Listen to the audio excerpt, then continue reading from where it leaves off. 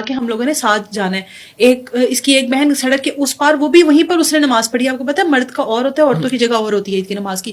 انہوں نے بھی وہیں پر نماز ادا کی اور وہ انتظار کر رہی ہیں بلال کا کہ بلال نے آنا. گاڑی کے پاس کھڑے ہو کر انتظار کر رہی ہیں. اور بلال کا بھی آگے سے بیٹا ایک ہی ہے، جیسے یہ اکلوتا ہے، آگے سے اس کا بیٹا بھی ایک ہی ہے.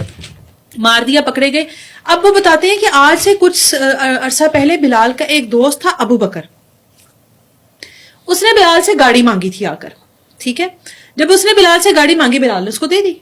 جب وہ گاڑی لے کر نکلا تو گاڑی کا ایکسیڈنٹ ہوتا ہے جس میں ابو بکر جان سے چلا جاتا ہے. ٹھیک ہے، اب یہ ایک حادثاتی موت تھی. وہ گاڑی لے کر گیا، گاڑی کا حادثہ پیش آیا، گاڑی کو بھی نقصان ہوا اور اس کا جانی نقصان بھی ہوا.